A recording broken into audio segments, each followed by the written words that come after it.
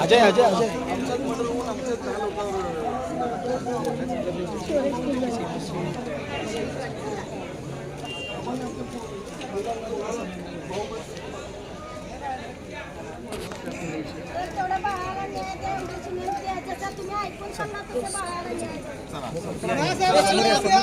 हो आतलं बारून भारत घ्या हो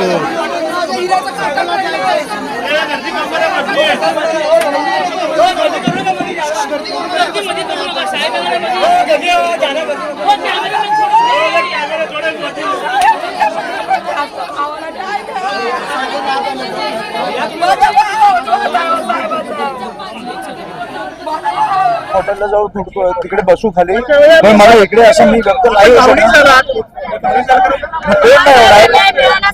त्यांच्या दोन मुली माझ्यासमोर रडतात मला मुलाची आठवण आली काय होईल मी गेलो तर काय होईल त्या मुलाचं त्या दोन मुली तुम्ही आज कृपया करून जाऊ नका आता तिकडे पत्रकारिता सोडा तुमच्यातला माणूस जिवंत आहे की नाही काय परिस्थिती करून ठेवली आपण आणि भाजपवाल्यांना मला एवढंच विचारायचं तुमची पातळी एवढी पडली आहे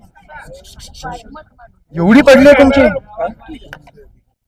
पैसे देऊन फॉर्म परत घ्यायला सांगणं ठीक होतं तुम्ही खून करायला लागले आता निवडणुकांसाठी मला वाटतं समोरच्या पक्षात पण काही आपले लीडर्स आहेत ज्यांची मुलं आहेत मी जसं बघून आलो तसं शिंदे साहेबांनी किंवा देवेंद्र साहेबांनी किंवा मला वाटतं ह्या लोकांनी बघितलं पाहिजे या घराची परिस्थिती काय आणि अशा निवडणुका असतील ना तर नको निवडणुका आम्ही सगळे फॉर्म परत घेतो तुम्ही जिंका ती बघा मुलगी परत उठली अशा निवडणुका ही आपल्या महाराष्ट्राची परिस्थिती आणून ठेवली तुम्ही मी कधीही कोणी वारल्यावर राजकारण करत नाही आणि आज पण मी नव्हतो करायला आलो पण तुम्हाला कधीतरी कळणार आहे की नाही की तुमचे राज्य कुठे नेऊन ठेवलंय तुम्ही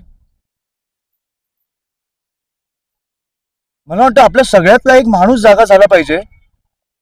आणि ह्या गोष्टींचा विचार केला पाहिजे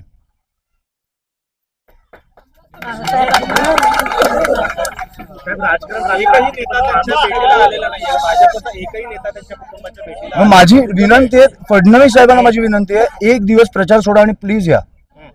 तुम्हाला निवडणुका काय कुठच्या पातळीला नेऊन ठेवल्यात ना आपल्याला कळतील आणि माझी विनंती आहे त्यांना मोठे नेते आहेत पण मला वाटतं की आपल्या राज्याचे मुख्यमंत्री आहेत कुठेतरी आपलं राज्य कुठे चाललंय हे त्यांनी पण बघितलं पाहिजे ही कुठची परिस्थिती आहे एक आई एक बायको दोन मुली आज अस्थि विसर्जन करून आल्यात कशासाठी निवडणुकीसाठी ह्याची उत्तरं मला मिळालीच पाहिजेत आणि बाळासाहेबांना न्याय हा मिळालाच पाहिजे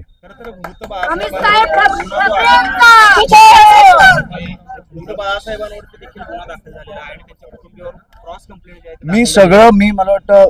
फडणवीस साहेबांना जाऊन भेटणार आहे मला इकडे सीपी कोणाशी बोलायची गरज नाहीये फडणवीस साहेबांनी मुख्यमंत्री म्हणून मला एक 10 मिनिटं द्यावी मला सगळी परिस्थिती त्यांच्याकडे मांडायची मला वाटतं एक दिवस सोलापूरला येऊन ते जाऊ शकतात ही राजकारणाची परिस्थिती मी सहन नाही करू शकत आपलं राज्य असं नाही असू शकत आणि मला वाटतं सोलापूरकर म्हणून पण तुम्ही विचार केला पाहिजे की हे कुठे नेतं आपलं शहर बाकी सगळं ठीक आहे 70 ठिकाणी तुम्ही जिंकला बिनविरोध जिंका मजा करा पुढे 5 वर्ष 10 वर्ष रस्त्यांची वाट लावा सगळं करा खून नाही झाले पाहिजेत तुम्ही खुनापर्यंत पोहोचता आता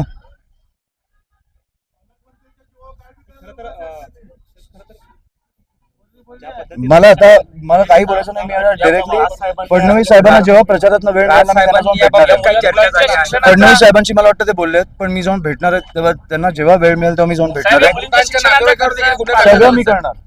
सगळं मी करणार तुम्ही त्यांची काळजी नका करू आणि मला आर्थिक गोष्टी इकडे बोलायच्या नाही आहेत बाकी मी फडणवीस साहेबांची मला काही आज काय झालं तर मला